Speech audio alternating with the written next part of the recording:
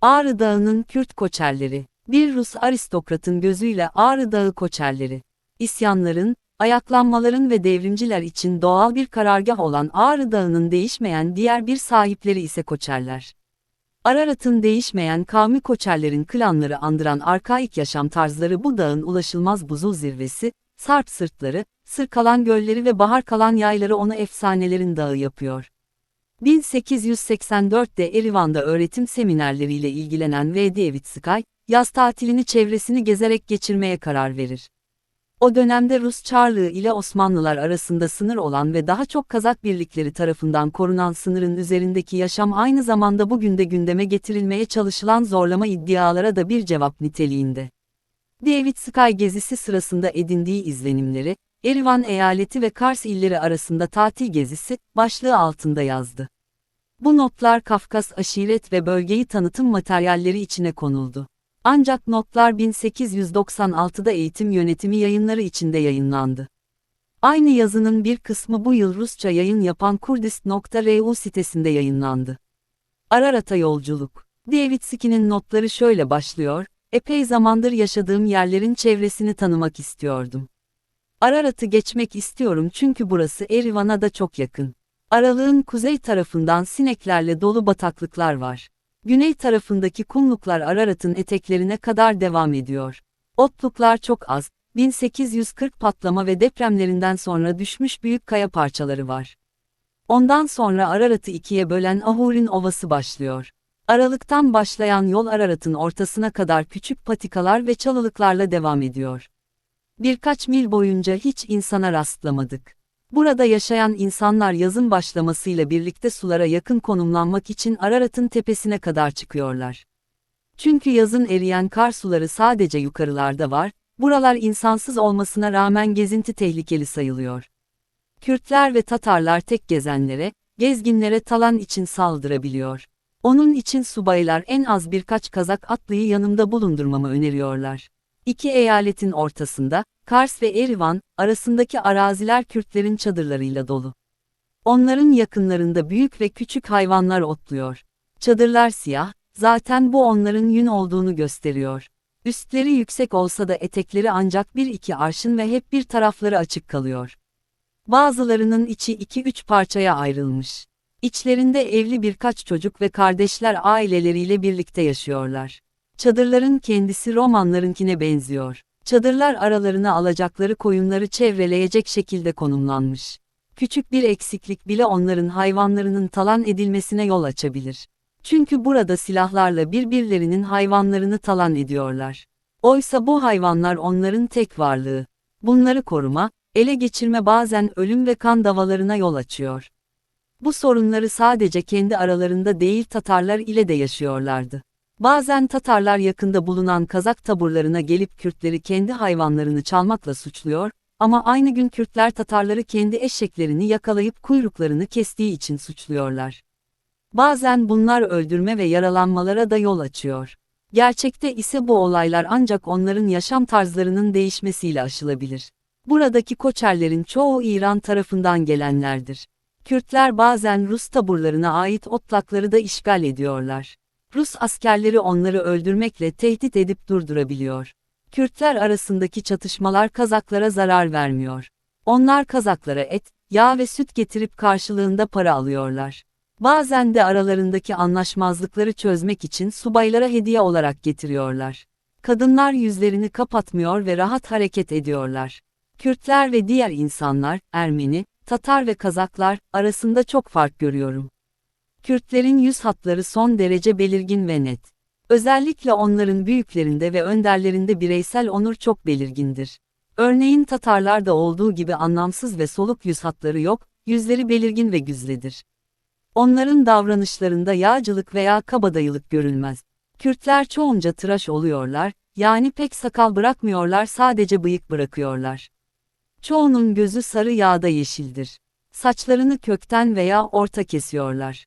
Başlarına çevresine birkaç renkli kefiye bağladıkları başlık takıyorlar.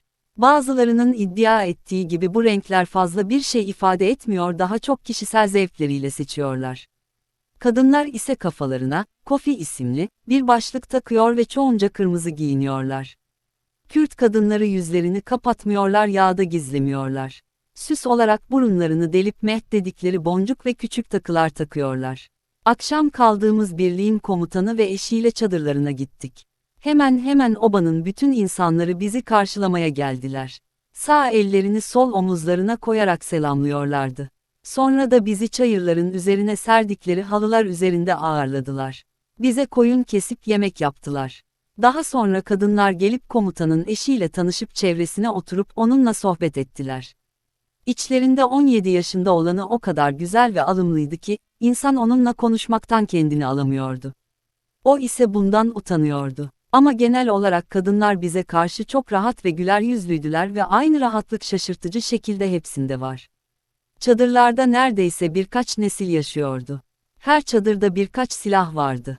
Ruslar ile Kürtler arasında siyah bir çizgi var.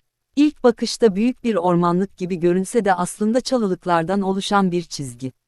Buradan Erivan tarafına geçiyoruz. Burası Ermenilerin dini Ortodoks Kilisesi'nin merkezi sayılan İçmezin kasabasıydı. Buradan ilerideki Tatar köyünün ismi Sıçanlı ve hemen yakınında Kazak sınır birlikleri var.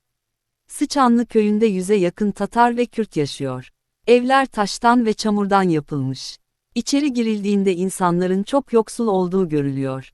Evlerinde oturacak bir yer yok ve üstlerinde yırtık ve eski elbiseler var. Köyün en zengini bir Ermeni ve buradaki halk onun topraklarında küçük miktarda bir karşılıkla çalışıyor.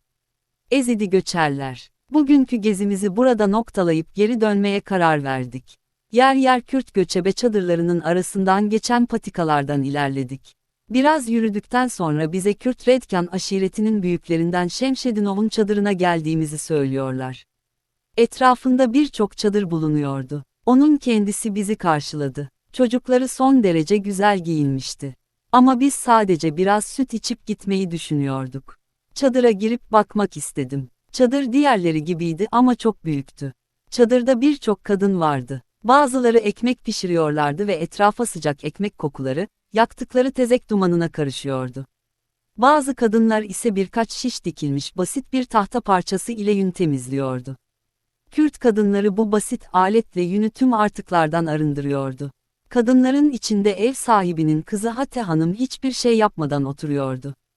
Çok güzel olmasa da etrafı altın sikkelerle bezenmiş başlığı ve kırmızı elbiseleriyle kendine uygun bir eş beklediği anlaşılıyordu. Hate Hanım biraz Rusça biliyordu ve onunla rahatça sohbet edebildik. Çadırın içi misafirler için çok iyi döşenmişti. Akşam saatlerinde Rusya tarafına dönerken derin bir vadiye düştük. Vadinin bir tarafında Kürt çadırları vardı. Onların yakınında ise beyaz bir çadır bulunuyordu. Bu Ezidi büyüklerinden Hasan Ağa'nın çadırıydı. Öncüleri göndererek geldiğimizi haber verdik. Oraya varana kadar bizim için de yeni bir beyaz çadır kurmuşlardı. Bizi yeni çadırımıza Hasan Ağa'nın kardeşi götürdü. Bize Ezidilerin Ermenilerle toprak konusunda anlaşmazlıklardan söz ediyordu. Bu topraklar Hasan Ağa'nın olmasına rağmen bir Ermeni beyi dava açıp rüşvet vermiş ve toprakların kendisinin olduğu yönünde karar çıkarmış. Ama Hasan Ağa Sürmeli valisine gidip yeniden dava açınca olay Moskova'ya kadar gitmişti. Toprakların sadece %1'inin Ermeni beyine, geri kalanın ise Hasan Ağa'ya ait olduğu anlaşılmış. Bize iyi yemekler ve çaylar ikram ederek misafirperverliklerini gösteriyorlardı. Hasan Ağa, Ezidilik konusunda bizimle çok iyi konuşuyordu. Oysa diğer Ezidiler dinleri hakkında konuşmayı pek sevmezlerdi. Onların dini bir nevi, ateşe tapıcılık ile Hristiyanlık karışımı bir şeydi. Onlar, şeytana çok saygı gösteriyorlardı.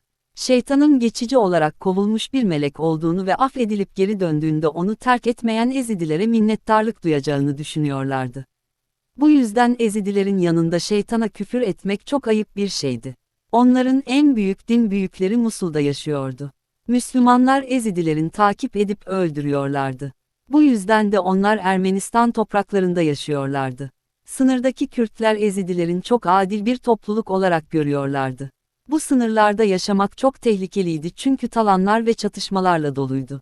Burada Ezidiler Müslümanlar ve aşiretler arasında çatışmalar çok fazlaydı. Türk yetkililerle bu konuda yapılan görüşmelerden hiçbir sonuç alınamıyordu.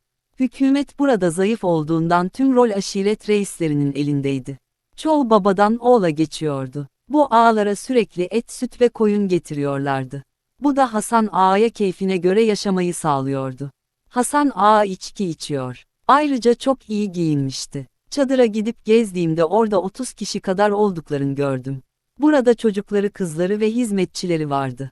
Bazıları ekmek, bazıları yemek pişiriyor, bazıları peynir yapıyordu. Hepsinin yöneticiliğini karısı yapıyordu. Kadınlar bir Rus erkeğini görünce şaşırdılar ama utanmadılar. Yüzlerini kapatmıyorlardı, içlerinde çok güzel kadınlar vardı. Ezidiler de kadın sahibi olmak için para, yani başlık parası, veriyorlardı, ama Müslümanlardaki kadar abartılı değil. Onlarda Müslümanlardaki gibi çok eşlilik yoktu, onlar sadece bir kadın alabiliyorlardı. Ama Müslüman Kürtler her ne kadar dinleri izin verse de genelde tek kadın sahibiydiler. Kaçan askerlerin hikayesi. Doğuya doğru gidince Çingil Boğazı'na gittim, burada Kazak bölüklerine uğradım. Askeri kampa ulaştığımda orada bulunan 4 asker gördüm. Subay bana 4 askerin buraya nasıl geldiğini anlattı. Söylediklerine göre onlar devriyedeyken 8 silahlı Kürt görmüşler. Onlar gizlendikleri taşların arasından iniyorlarmış. Muhtemelen Rusya tarafında yaşayan diğer Kürtlerin koyunlarını çalmak için gelmişler. Onlar askerleri görünce çatışma çıkmış. Askerler zayıf olduğunu anlayınca fırsat bulup kaçmışlar, geri dönmeye çekindikleri için de Kazaklara sığınmışlar. Kazaklar onlarla alay ediyordu. Kürtler çok iyi silah kullanan usta talancılarmış, bu yüzden de burada duruyorlar. Rahmi Yağmur ve Mehmet Mustafaev tarafından yazılan bu yazı, 23 Ocak 2011 tarihinde Fırat Haber Ajansı'nda yayınlanmıştır. YouTube Çanda Kurdan kanalı tarafından seslendirilip, sizler için video olarak hazırlandı. Bu tür çalışmalarımızın sürebilmesi için, kanalımıza, kanaldaki katıl bölümü ve süper teşekkür ile destek olun. İzlediğiniz için teşekkür